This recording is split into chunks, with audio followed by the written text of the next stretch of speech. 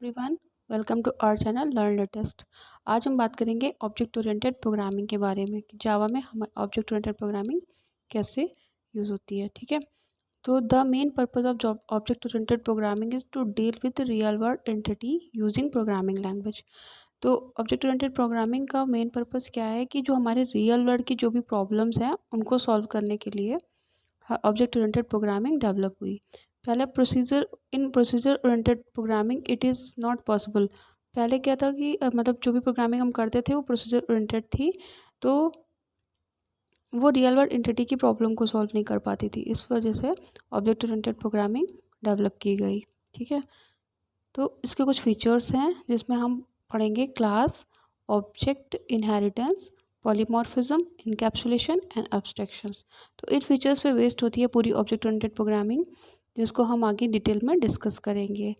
Okay, object oriented programming के concept में हमने देखा फर्स्ट टॉपिक हमारा क्लास है। ठीक है, ये हमारा एक फीचर्स है।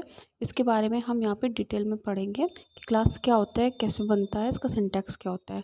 तो क्लास क्या होता है? Class is a collection of objects. ठीक है, तो अभी ऑब्जेक्ट तो हमने नहीं डिफाइन किया, बट आप ऐसा डेफिनेशन की तरह से याद कर लीजिए। Class is a collection of objects. Class is also called template, blueprint, logic या फिर लॉजिकल एंटिटी। ठीक है, क्लास को टेम्पलेट भी कह सकते हैं, ब्लूप्रिंट भी कह सकते हैं और लॉजिकल एंटिटी भी कह सकते हैं। ठीक, class does not occupy space in memory. जब हम क्लास बनाते हैं तो वो मेमोरी ऑक्युपाई नहीं करता है। ठीक, इसका ये सिंटेक्स है कैसे कर बनाते हैं क्लास को। क्लास, पहले यहाँ पे क्लास कीवर्ड लिखते हैं, फिर क्लास नेम देते हैं, फिर ये ओपन करली ब्रेसेस और उसके अंदर डेटा और मेथड्स होते हैं, और यहाँ पे क्लोज करली ब्रेसेस यूज़ करते हैं। तो ये हमारा क्लास का सिंटैक्स हुआ। तो यहाँ पे इसका मतलब आपको समझ में आ गया होगा कि क्लास जब हम ये सिंटैक्स बनाते हैं, ये वाला क्लास का, ये क्लास टेम्पलेट की तरह काम करता है, टेम्पलेट ही होता है। जब हम इस तरह का क्लास का सिंटैक्स बनाते हैं तो कोई भी मेमोरी ऑक्युपाई नहीं होती है। बस इसको जब हम इसका ऑब्जेक्ट क्रिएट करेंगे तो वो हम आगे ऑब्जेक्ट में पढ़ेंगे। ऑब्जेक्ट जब भी क्रिएट करेंगे तब हमारे जो इसके डेटा मेम्बर्स हैं उनके लिए मेमोरी ऑक्युपाई होगी। ओके, अब हम जानेंगे क्लास कितने टाइप से डिफाइन करते हैं, टेम्पलेट कैसे बनाते हैं। तो क्लास 2 टाइप से होता है। एक तो हमारा होता है प्री डिफाइंड क्लास बनाते हैं, और सेकंड होता है हमारा यूज़र डिफाइंड क्लास। ठीक है, तो जो प्री डिफाइंड क्लास होता है वो ऑलरेडी बना हुआ होता है, इसे हमें बनाना नहीं पड़ता। जैसे एग्जांपल के लिए आप जब भी प्रोग्राम पढ़े होंगे तो उसमें आप यूज़ करते हैं कंसोल, स्कैनर, सिस्टम, है ना। ऐसे आप क्लास नेम यूज़ करते रहते हैं।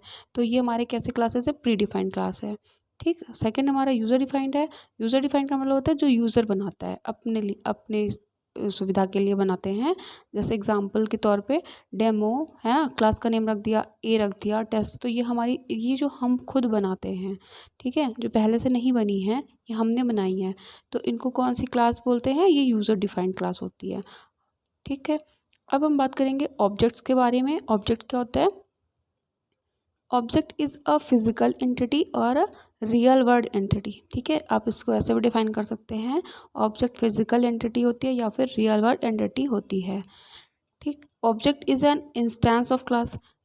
ऑब्जेक्ट क्लास का इंस्टेंस होता है। ठीक है, क्लास का इंस्टेंस होता है, यानी class is an instance of class, ये भी आप डिफाइन कर सकते हैं।